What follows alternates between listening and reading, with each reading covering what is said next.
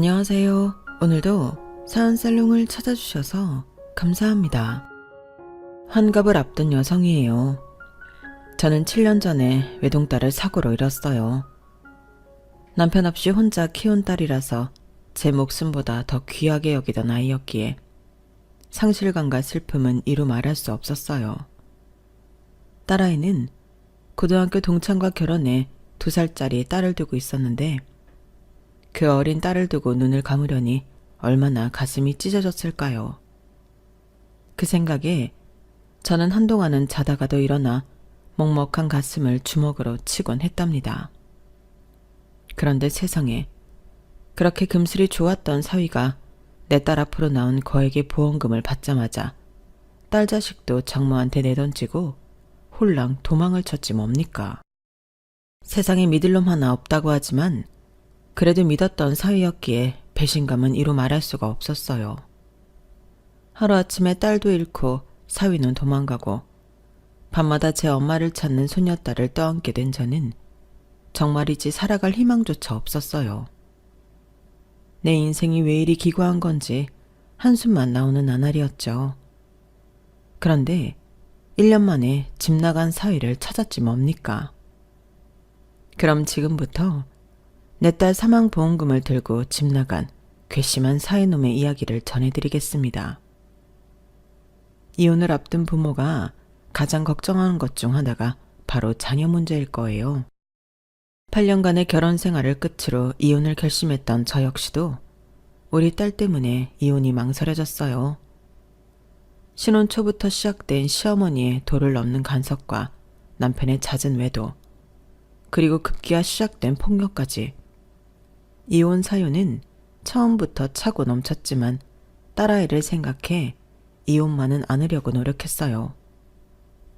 내가 잘하면 달라질 거야. 주문을 외우듯 스스로를 다독여가며 버티는 시간이었어요.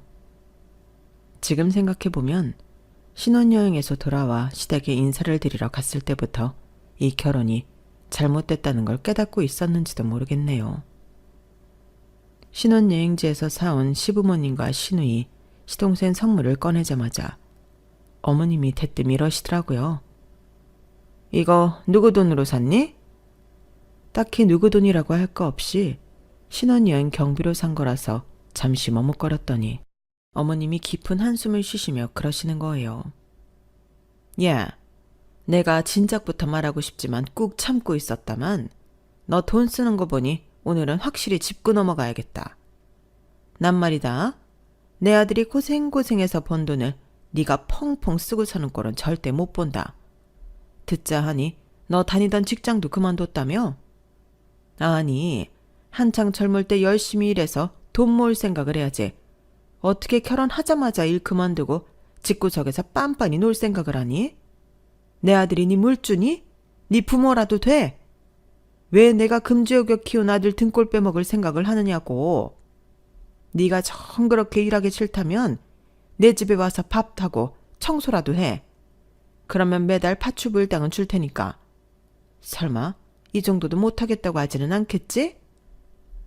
사실 제가 직장을 그만둔 건 제 뜻이 아니었어요. 제가 혼전 임신을 하기도 했고 남편이 제가 일하는 걸 반대했기 때문이거든요. 요즘은 혼수로 손주를 임신해 간다는 말이 있을 정도로 혼전 임신이 그리 큰 문제가 아니지만 저 때만 해도 남사스럽고 창피한 일이라고 여겨지는 행동이었어요. 그래서 친정 부모님과 시댁에 비밀로 했던 건데 이런 오해가 생기니 더는 입 다물고 있을 수가 없더라고요.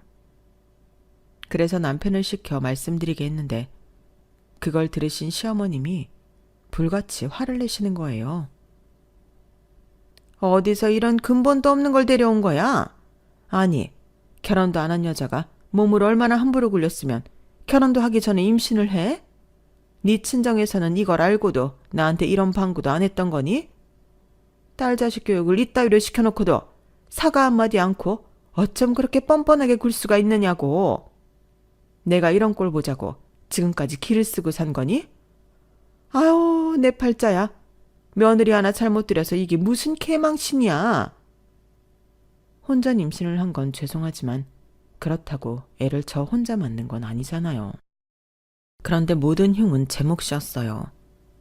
제가 몸을 해프게 굴린 탓이고 제가 정도관념이 없는 여자인 거고 제가 시무모 알기를 개떡같이 안 탓이었죠. 그런데 말이죠. 이런 일방적인 결론을 내리는 시어머니보다 더 미운 사람이 있었어요. 그건 바로 혼전 임신의 공범인 제 남편이었어요. 제가 동정녀 마리아도 아니고 혼자 스스로 임신을 한 건 아니잖아요.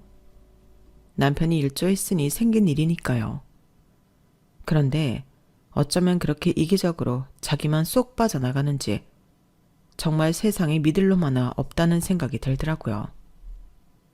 어머님이 제게 원색적인 비난을 퍼붓는데도 말 한마디 거드는 것도 없고 남의 일인 양 자기는 자리에서 일어나 딴전을 부리더라고요. 그때 그 인간의 실체를 알아봤어야 하는 건데 멍청하게 그런 인간과 수년을 살았네요. 아무튼 그날 이후로 시어머니는 수시로 저희 신혼집에 드나들었어요. 집에 오셔서는 현관에 들어서자마자 신발장을 열어 젖히고는 혹시라도 낯선 놈 신발은 없는지 검사를 하시더군요. 집안에 들어오셔도 온 집안을 살피시며 코를 킁킁거리며 냄새를 맡아댔어요.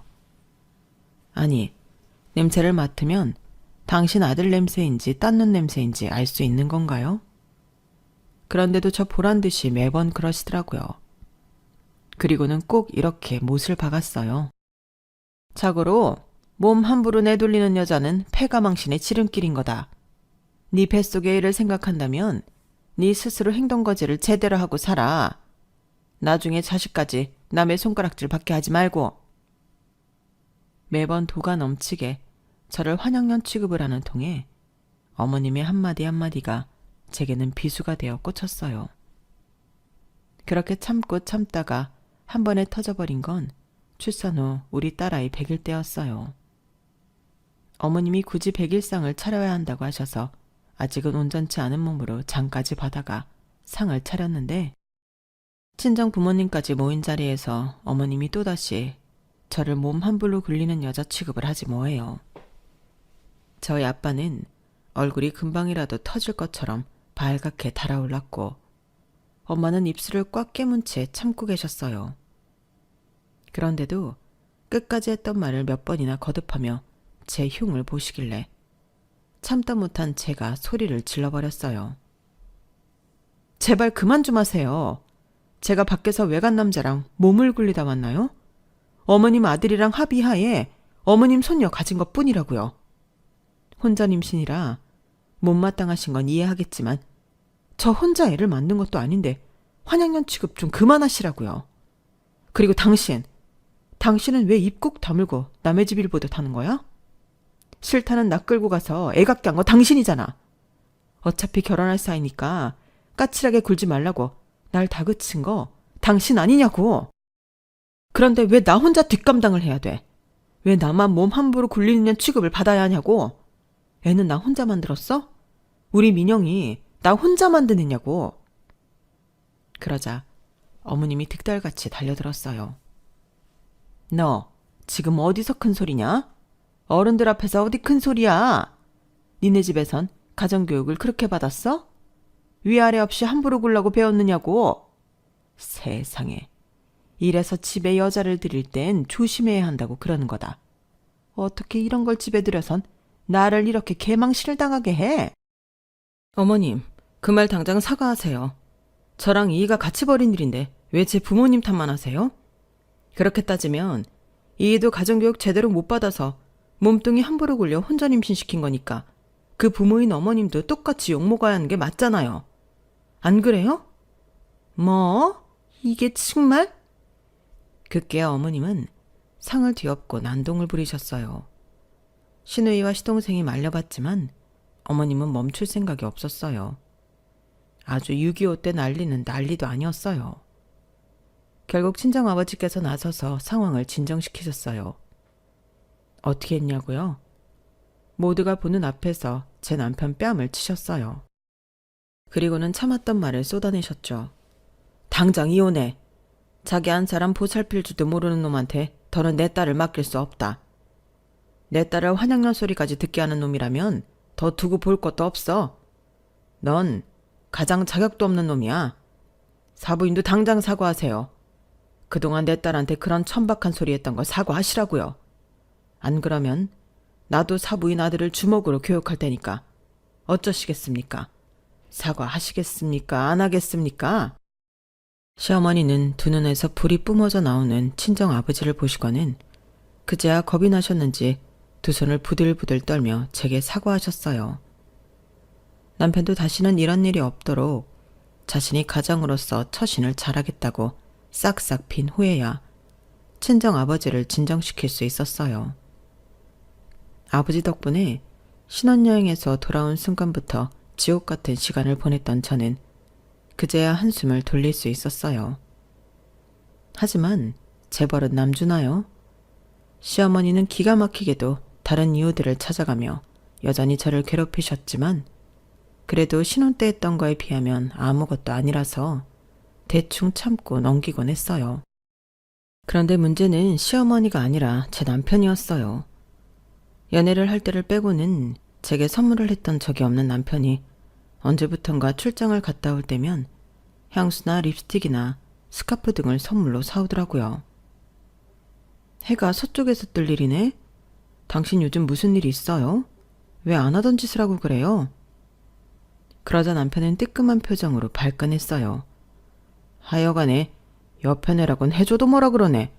아 싫으면 관둬. 앞으로는 안 해주면 되잖아. 누가 싫대요. 난 그저 당신이 평소에 안 하던 거라니까 무슨 일이 있나 해서 그런 거죠. 화 풀어요 여보. 내가 미안해요. 선물을 받으니 기분은 좋았지만 이상하게 뭔가 찜찜했어요. 그래서 친구한테 그 얘기를 했더니 대뜸 그러더라고요. 네 남편 요새 출장도 잦고 주말에도 약속 있다고 밖으로 나가고 그러지 않니? 옷에도 신경 쓰고 안 뿌리던 향수도 뿌리고 말이야. 네가 그걸 어떻게 알았어? 혹시 밖에서 우리 남편 본 적 있어? 그러자 친구는 한숨을 푹 쉬더니 봐서 알겠니? 얘 명화야. 내 말 잘 들어. 암만 해도 네 남편 바람난 것 같다. 내가 그냥 하는 말이 아니야. 몇 년 전에 우리 집 양반 여자 생겼을 때 그때 딱 니네 남편 같았어. 평생 안 하던 선물을 왜 하겠니? 지들이 밖에 나가서 딴짓거리 하는 게 찔려서 그런 거야. 내 말 못 믿겠으면 언제 시간 내서 네 남편 뒤 밟아봐. 내 말이 맞는지 틀린지 알 테니까. 친구 말을 들을 때만 해도 우리 남편이 뭐 지네 남편 같은 줄 알아? 하는 생각을 했어요. 아무리 생각해도 우리 남편은 밖에서 여자 만나고 다닐 정도로 까진 사람은 아니라고 생각했거든요. 그런데 설마 했던 사실이 돼버리고 만 거예요. 출장 갔다 돌아온 남편이 욕실에 씻으러 들어갔는데 벗어놓은 속옷을 보니 처음 보는 팬티를 벗어놨더라고요. 그런 브랜드 팬티는 처음 보는 거라서 내가 사지 않은 게 확실했어요. 남편한테 따져 물었더니 사우나 갔다가 속옷에서 냄새가 나길래 하나 사 입었어. 그게 뭐 잘못이야? 당신 집에서 살림은 안 하고 엉뚱한 생각만 하고 있는 거 아니야? 가장이 힘들게 일하고 왔으면 집에서라도 편하게 쉬게 해줘야지. 왜 엄한 사람을 잡으려 들어? 그렇게 의심되면 내일부터 당신이 나 따라다니면 되겠네. 어떻게 사무실에 당신 자리 하나 만들어줘? 됐어요. 못 보던 속옷이길래 어떻게 된 건지 궁금해서 그랬어요. 말은 그렇게 했지만 그때부터 남편을 의심하기 시작했어요. 그리고 며칠 뒤 일전에 통화했던 친구와 함께 남편 뒤를 밟기 시작했어요. 제가 뒤를 밟고 있다는 걸 안 건지 남편은 일주일이 다 되도록 별다른 짓을 벌이지 않더라고요. 그래서 한시름 놓고 있었는데 뜻밖의 인물한테서 연락을 받게 된 거예요. 그건 바로 시어머니였어요. 야, 넌 근처까지 왔으면 집에 들렀다 가지 인사도 않고 바로 가버린 거니? 왜? 내가 너 보고 뭐라고 할까봐 도둑놈처럼 몰래 도망친 거야? 네? 그게 무슨 말씀이세요? 제가 언제 도망을 가요? 얘 좀 봐라. 끝까지 우리 발이네? 너 어제 우리 동네 왔었잖아. 내가 내 아들 차도 몰라볼까봐 그래? 우리 동네 땡땡 저수지 앞에 있는 유명한 찻집에 상훈이랑 같이 왔었잖아. 차만 떡하니 세워놓고 어디를 간 건지 한참을 기다려도 안 나오길래 그냥 돌아왔다. 보조석에 핸드백 놔둔 것까지 다 봤으니까 발뺌할 생각하지 마. 설마 했는데 남편의 불륜은 사실이었던 거예요. 게다가 다른 사람도 아니고 어머님이 당신 아들 불륜 현장을 잡아서 며느리한테 알려준 셈이니 웃어야 할지 울어야 할지 모르겠더라고요. 어머님 말씀대로 보조석에 여자 핸드백까지 있었더니 확실한 증거였으니까요. 그 후 흥신소 사람을 붙여 남편 뒤를 조사시켰더니 같은 회사 여직원이랑 1년 넘게 만나온 사이라는 걸 알 수 있었어요.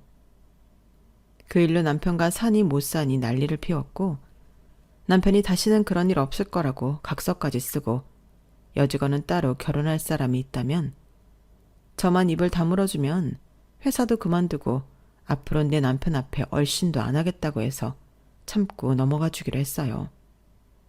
하지만 한 번이 어렵지 2번, 3번은 쉽다고. 그 후로도 남편은 여자 문제를 일으켰고 결국 이혼을 결심하게 되었어요.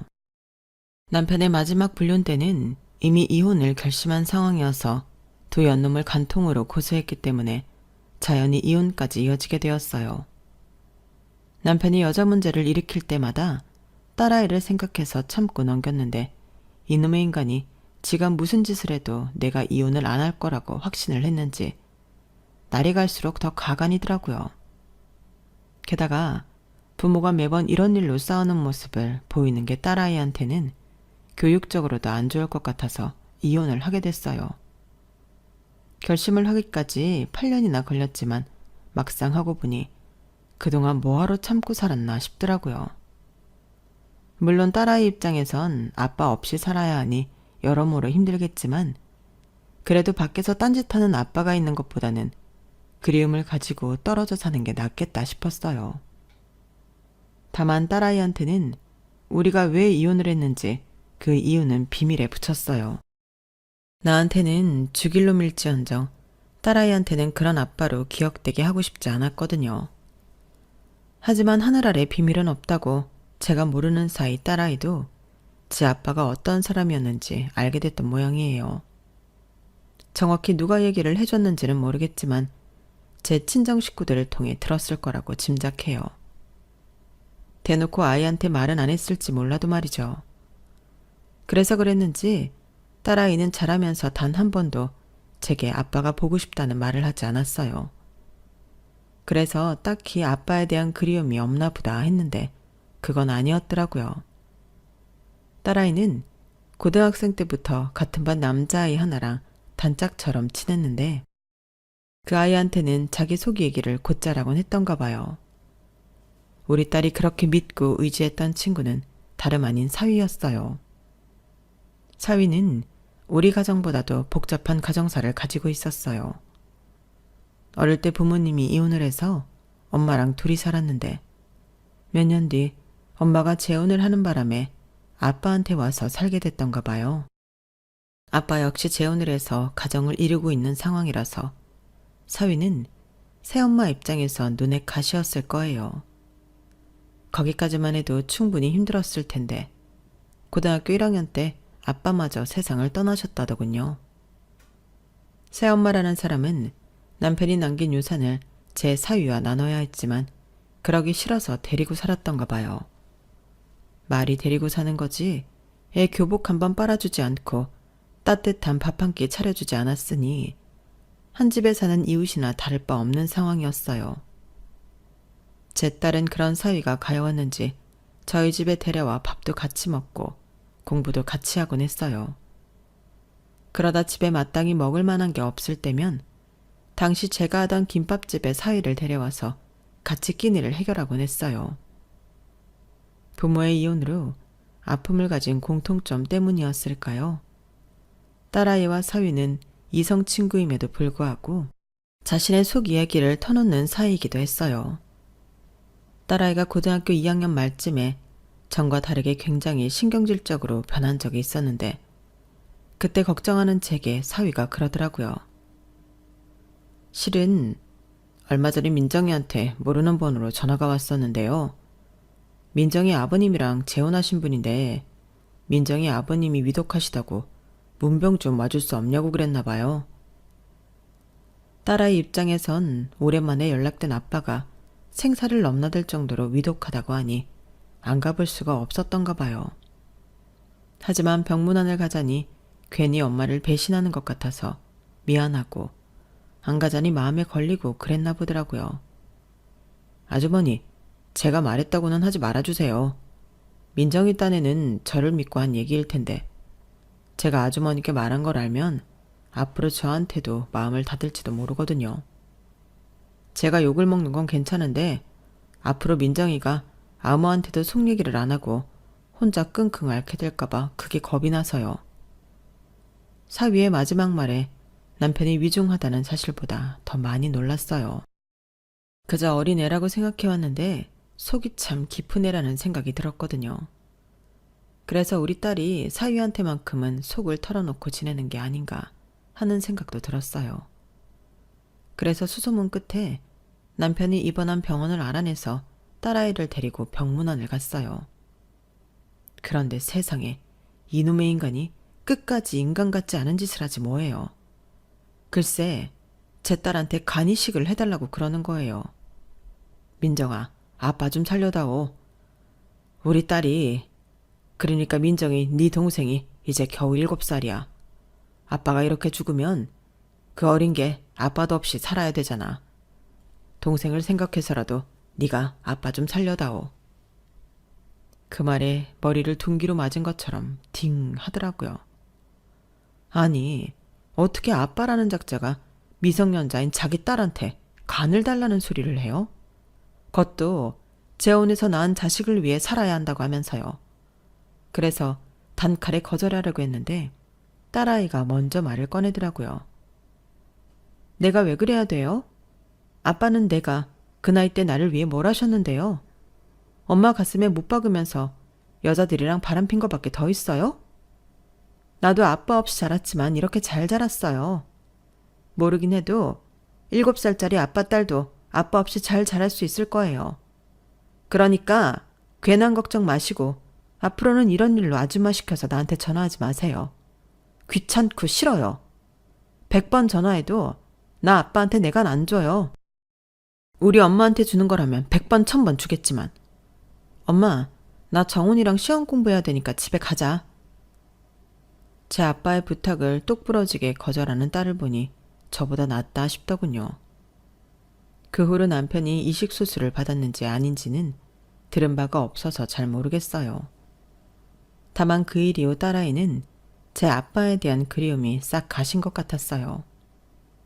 고등학교 3학년 내내 껌딱지처럼 딱 붙어 다니던 딸아이와 사위는 대학도 같은 학교에 들어갔고 제 딸과 사위가 2년 차이로 취업을 한 후에는 자기들끼리 얘기가 끝났는지 결혼식을 올리겠다고 그러더라고요. 사위는 새엄마한테 자기 몫으로 받은 아버지 유산으로 전셋집을 장만했고 딸아이는 2년간 직장 생활을 해서 모은 돈으로 혼수를 장만했어요. 제가 해준 거라고는 결혼식 비용을 보태준 정도였어요. 둘이서 어찌나 야무지게 준비를 했는지 요즘 애들은 머리도 좋고 자기들 인생도 제대로 계획해서 사는구나 싶었어요. 결혼하고 이듬해 제 딸은 자기랑 사이를 반반 닮은 예쁜 딸을 낳았어요. 애가 애를 낳았다는 생각에 어찌나 울컥하던지 이제 엄마가 된 딸을 보면 속으로 많이 울었어요. 기특하고 고맙고 그랬거든요. 비록 부족한 엄마였지만 자식을 키워 결혼도 시키고 소녀딸까지 보고 나니 이제 내 할 일은 다 했구나 싶더라고요. 이제 힘든 시간도 다 갔으니 행복할 일만 남았다 생각했죠. 그런데 인생이 그렇게 녹록지 않더라고요. 예쁜 딸도 낳았고 이제 남편과 함께 알콩달콩 예쁜 가정을 이루고 살 일만 남은 줄 알았던 딸아이가 2년 뒤 사고로 세상을 떠난 거예요. 출장 간다고 손녀딸을 제게 맡기고 갔는데 그게 마지막이 될 줄 누가 알았겠어요. 사고 나기 불과 몇 시간 전까지도 엄마가 해준 김치찌개 먹고 싶다고 7시쯤 집에 도착할 테니 김치찌개 좀 해달라고 그랬는데 그렇게 허망하게 갈 줄이야. 남은 가족들도 그렇지만 한창 예쁜 짓을 하는 딸을 두고 황천길을 건너는 딸아이 마음은 얼마나 찢어지게 아팠겠어요. 그 생각을 하니 더 가슴이 미어져서 눈물이 멈추지 않았어요. 사위는 장례 기간 내내 먹지도 않고 잠도 안 자고 빈소에 앉아 제 딸아이 영정을 바라보고 있었어요. 어린 손녀는 제 엄마가 세상을 떠났는데도 아무것도 모른 채 제 아빠 품에 안겨 평소처럼 빵긋빵긋 웃더라고요. 그 모습을 보니 더 마음이 찢어지는 것 같았어요. 딸아이를 보내고 한동안 식음을 전폐한 채 가게도 직원한테 맡기고 집에 있었어요. 사위가 출근을 해야 해서 소녀딸을 돌봐야 했기에 억지로 침대에서 몸을 일으키기는 했지만 절반쯤은 정신을 놓고 사는 기분이었어요.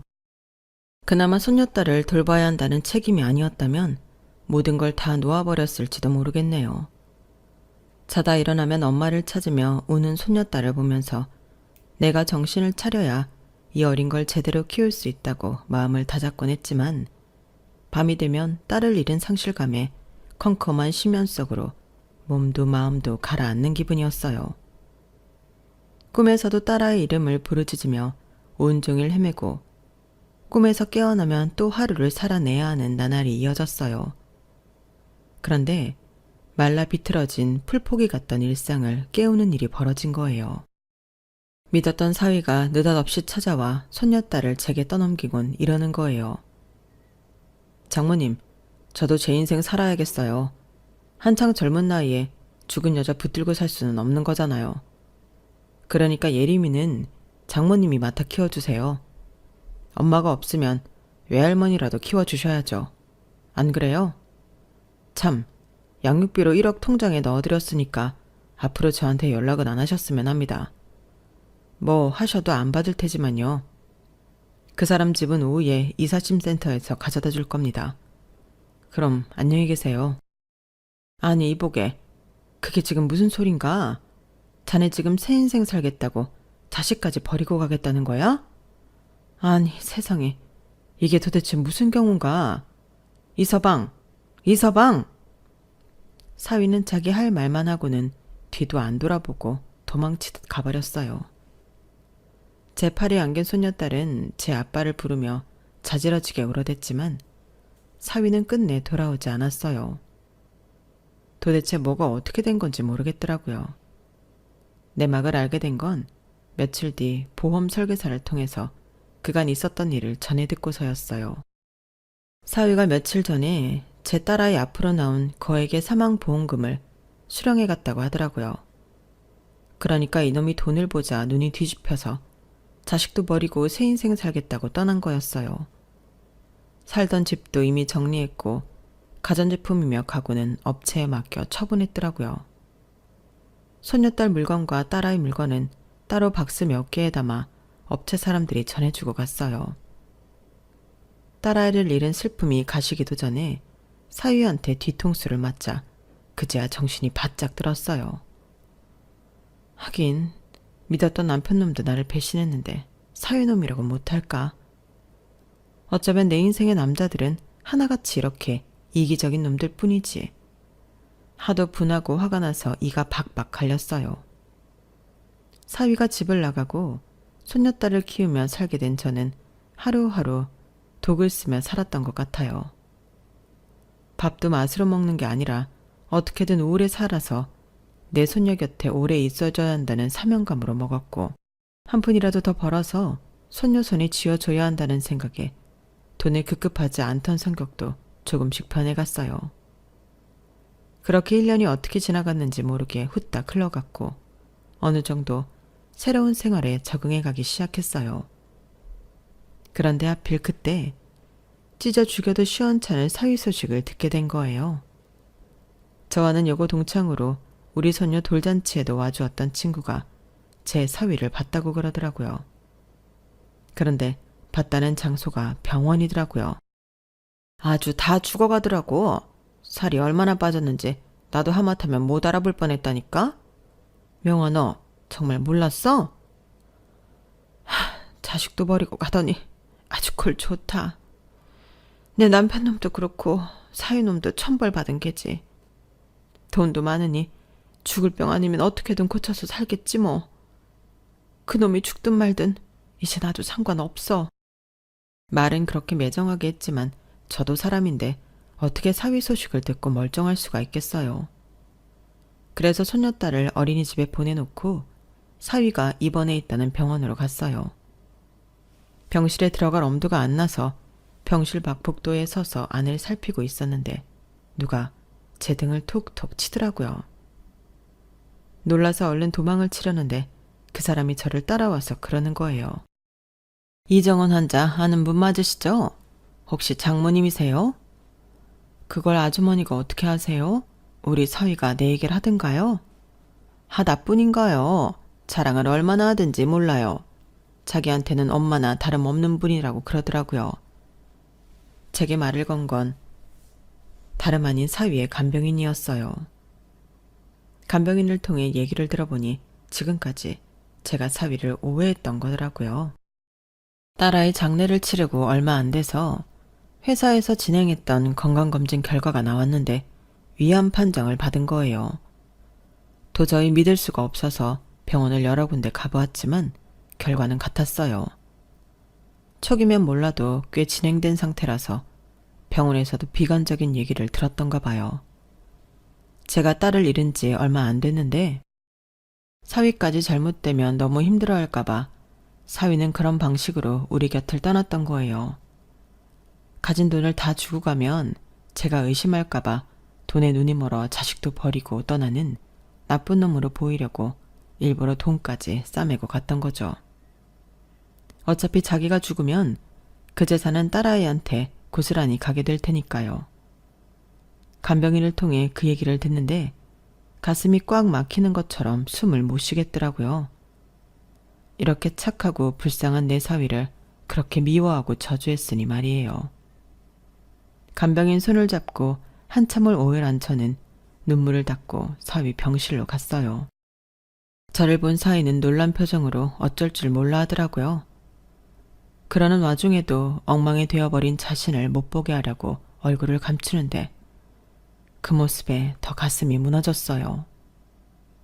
이서방, 그러지 마. 그러다 주사바늘이라도 빠지면 어쩌려고 그래. 내가 안 볼게. 안 볼 테니까 제발 그러지 마.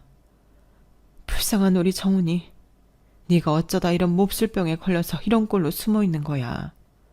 아프면 아프다고 하지 왜 그 모진 소리를 하고 여기서 이러고 숨어있냐고. 정훈아, 엄마는 괜찮으니까 아프면 참지 말고 소리도 지르고 짜증도 내고 그래. 엄마가 우리 사위 옆에서 있어줄 테니까. 장모님, 이러지 마시고 가세요. 저 나쁜 놈이에요. 돈 때문에 자식도 버리고 장모님도 버리고 나 혼자 잘 살겠다고 뛰쳐나온 나쁜 놈이라고요. 그런 놈이 병좀 걸렸다고 동정하실 필요 없어요. 그러지 말라고요. 이놈아, 내가 네 속을 모를 줄 알아? 나 힘들까봐 일부러 그러는 거 내가 모를 줄 아냐고. 더는 거짓말 안 해도 돼. 다 아니까 안 그래도 된다고. 정훈아, 우리 그냥 편하게 흘러가는 대로 살자.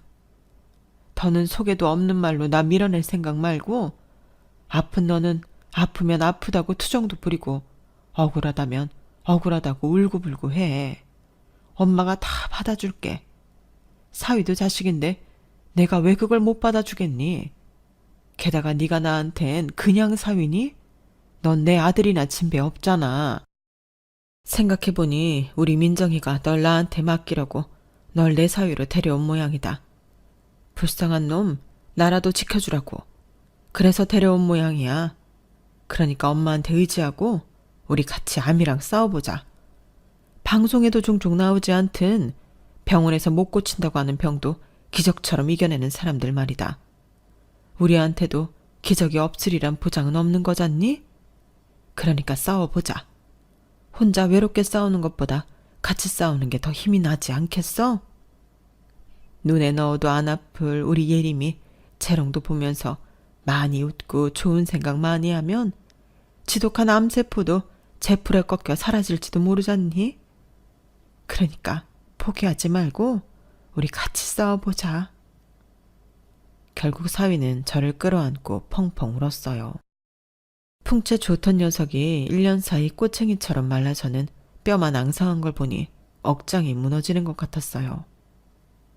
하지만 제가 그런 티를 냈다가는 사위가 더 힘들어할 것 같아서 이를 악물고 꾹 참았네요. 얼마 뒤 사위는 퇴원해서 저희 집으로 들어왔어요.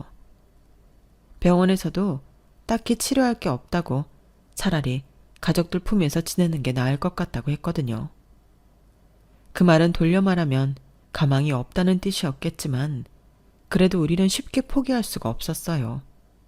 아직 살아있으니까요. 죽지 않고 살아있는데 어떻게 목숨을 포기해요? 그래서 사위를 데려온 그날부터 저는 암투병에 관련된 책이며 방송이며 완치에 도움이 된다면 그게 뭐든 간에 다 찾아보면서 본격적으로 사위의 투병 생활을 도왔어요. 식단도 바꾸고 운동 스케줄표도 만들어서 나름 체계적으로 투병 생활을 이어나갔어요. 그렇게 1년이 지나고 2년이 지나고 병원에서 예상했던 생존 기간보다 훨씬 더 긴 시간을 살아내면서 조금씩 완쾌에 대한 기대감이 높아졌어요. 그리고 드디어 5년 만에 사위는 완쾌 판정을 받으면서 암 투병을 끝낼 수 있었답니다. 담당 의사를 만나 완쾌 결과를 듣던 순간 사위도 저도 기뻐서 눈물을 얼마나 쏟았나 몰라요. 죽은 사람이 살아 돌아온 기분이랄까요? 그동안 힘겨워하는 사위를 볼 때마다 속으로 딸아이한테 기도를 했었거든요. 이거사, 네가 그렇게 빨리 갔으면 최소한 사위는 내 곁에 남겨줘야 하는 거 아니니? 예림이를 생각해서라도 정훈이까지 데려가면 안 되는 거잖아. 그러니까 네가 좀 도와줘. 네 남편 우리 곁에서 오래오래 살 수 있도록 네가 좀 도와줘. 엄마가 돼서는 죽은 딸한테 이런 부탁을 하는 게 미안하기는 하지만 그래도 어쩌겠어요. 산 놈은 살리고 봐야죠. 딸아이가 도왔는지 어쨌는지는 모르겠지만 사위도 저도 이게 다 우리 딸이 도와준 덕분이라고 생각하고 있답니다. 뭐가 됐든 서울만 가면 되니까요. 이번 일을 겪고 나니 세상에 두려울 게 없네요. 죽음과도 싸워 이겼는데 뭔들 두렵겠어요. 그러니 앞으로 남은 인생은 사위랑 손녀딸이랑 야무지게 행복 찾아먹으며 살 생각입니다. 많이 응원들 해주세요. 지금까지 제 사연을 들어주셔서 감사합니다. 건강이 최고죠. 건강하시고 더 행복하세요. 여러분, 사연 댓글에 응원과 현명한 조언 부탁드려요. 좋아요와 구독은 저에게 큰 힘이 됩니다. 오늘도 좋은 일 가득하세요.